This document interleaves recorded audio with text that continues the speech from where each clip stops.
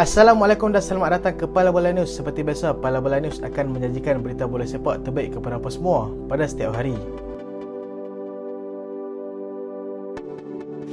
Kita ke keputusan Liga Juara-Juara Eropah perlawanan pertama, pusingan 16 terbaik. Inter Milan berjaya menewaskan Porto 1-0 dalam perlawanan pertama awal pagi tadi. RB Leipzig berjaya menyekat kemarahan Manchester City selepas berjaya mengikat mereka 1-1 awal pagi tadi. Jangan lupa untuk menyaksikan perlawanan tumpuan Europa League perlawanan kedua awal pagi esok yang bakal menemukan Manchester United dan juga Barcelona. Juventus menentang Nantes, AS Roma bertemu dengan Salzburg dan juga Ajax bertemu dengan Union Berlin. Kita singgah sebentar di arena bola sepak tempatan. JDT sasar tempat ketiga Liga Super. Juara bertahan 9 kali Liga Super, JDT meletakkan sasaran untuk mereka sekurang-kurangnya menghabiskan musim baru di tempat ketiga berdasarkan daripada perkembangan pasukan-pasukan lain yang dilihat sudah semakin mantap pada musim ini. Misi utama mereka adalah untuk layak bermain di peringkat Asia dengan berharap sekurang-kurangnya dapat marah sehingga ke pusingan kalah mati. Untuk kejohanan ACL pula, TMJ berkata mereka menyelesaikan untuk melepasi peringkat kumpulan. Menurut TMJ lagi, mereka akan menggunakan lebih ramai bakat muda untuk bermain dalam Piala FA dan Piala Malaysia sebagai langkah pendedahan untuk mereka sebelum mereka diserap ke dalam skuad utama JDT.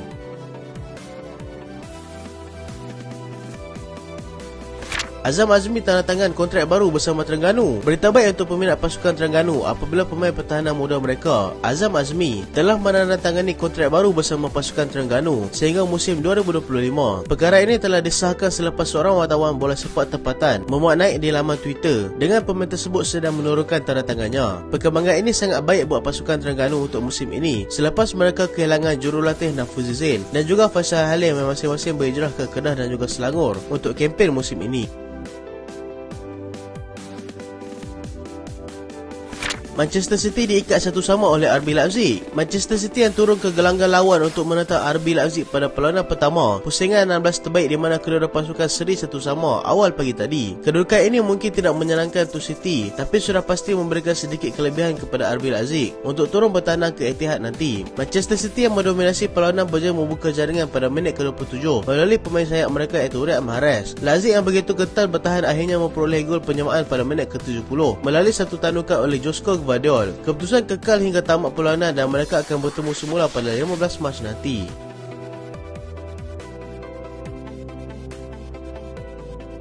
Jaringan lewat Lukaku bantu Inter Milan tewaskan Porto. Romelu Lukaku berjaya memberikan kelebihan buat pasukan Inter Milan selepas berjaya menjadikan gol kemenangan pasukannya itu pada lewat separuh masa kedua. Malang buat pasukan Porto apabila mereka terpaksa beraksi dengan 10 orang pemain selepas Otavio menerima kad kuning kedua akibat kekasaran terhadap Hakan Çalhanoğlu pada minit ke-78 permainan. Kelebihan tersebut berjaya diambil oleh Inter yang berjaya juga mendapatkan jaringan tunggal melalui penyerang mereka iaitu Romelu Lukaku pada minit ke-86 permainan.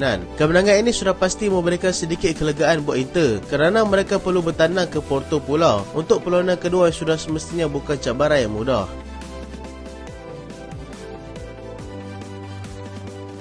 Qatari sangat sesuai dengan Manchester United, kata Xavi. Pengurus pasukan Barcelona, Xavi mengakui yang dia sememangnya sudah tahu mengenai pihak Qatar yang mahu membeli kelab Manchester United dan dia dapat merasakan yang itu adalah sesuatu yang sangat baik untuk mereka. Dia melihat Sheikh Jassim sebagai seorang pemilik kelab yang sesuai di Manchester United yang berminat untuk membeli 100% saham pemilikan di kelab itu. Xavi juga berkata yang dia memang sudah mengenali Sheikh Jassim sejak dia menjadi jurulatih dan pemain Qatar di dahulu. Dengan dia adalah seorang yang bertanggungjawab dan serta serius dalam membuat suatu keputusan. Dia bagaimanapun akan berdepan dengan saingan daripada billionaire British Sir Jim Ratcliffe yang merancang untuk mendapatkan bahagian Glazer sahaja.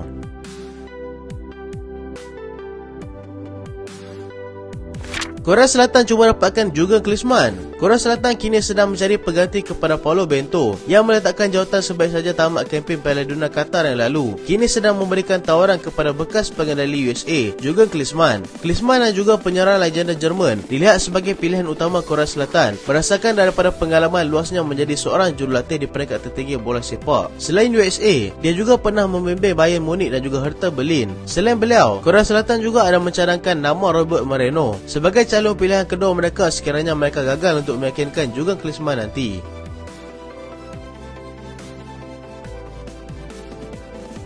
Granit Xhaka mahu kekal di Arsenal. Pemain tengah Arsenal, Granit Xhaka kini sudah bersedia untuk berbincang mengenai masa depannya di sana. Dia akan tamat kontrak pada Jun 2024 nanti dan sudah membuat keputusan untuk terus kekal bersama Arteta. Mereka masih dalam perbincangan untuk melanjutkan kontrak pemain itu, tetapi melihat kepada situasi semasa, Xhaka tidak mustahil akan menerima tawaran terbaru daripada Arsenal itu. Dia begitu hampir mahu meninggalkan Arsenal pada 2019 yang lalu selepas prestasi yang begitu hambar. Dengan Hertha Berlin sudah menghubunginya, tetapi Arteta berjaya meyakinkannya untuk terus kekal di Emirates.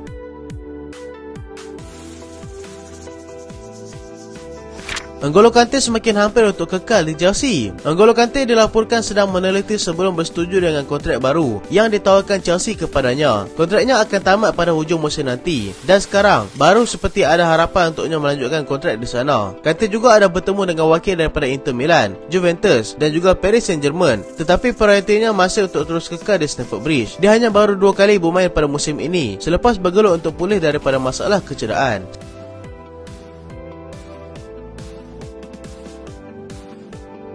Stefan Bajcetic kini jadi tumpuan. Pemain muda Liverpool, Stefan Bajcetic, yang kini menjadi pemain utama Jurgen Klopp semakin mencuri tumpuan kepada kelab-kelab ternama di Eropah. Dia yang berasal daripada Spanyol itu berjaya menarik perhatian Real Madrid dan juga Barcelona selepas berjaya membantu pasukan Jurgen Klopp untuk memperkuatkan lagi barisan tengah mereka yang sebelum ini begitu rapuh. Barca melihatnya sebagai pemain sesuai untuk digandingkan dengan Pedri dan juga Gavi di bahagian tengah, manakala Real Madrid pula mahu dia menjadi pengganti kepada Toni Kroos dan Luka Modric nanti.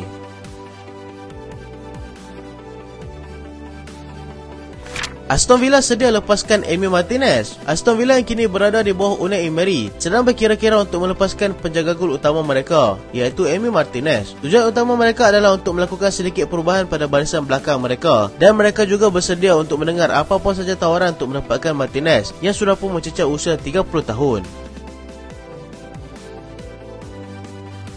Manchester United tidak akan berbelanja besar sekiranya berjaya dibeli oleh Qatar. Manchester United sudah mengeluarkan kenyataan yang mereka tidak akan berbelanja besar sekiranya Sheikh Jassim daripada Qatar berjaya untuk membeli kelab itu. Mereka akan meneliti kedudukan mereka dalam situasi FFP terlebih dahulu sebelum merombak pasukan secara besar-besaran. Sasaran mereka sekarang adalah untuk mendapatkan penyerang Napoli, Victor Osimhen, tetapi masa depan pemain itu akan ditentukan oleh Napoli sendiri. So itulah berita untuk kali ini dan terima kasih sebab tengok sampai habis. Jangan lupa like, jangan lupa share, jangan lupa subscribe. Aku Solehan. Assalamualaikum.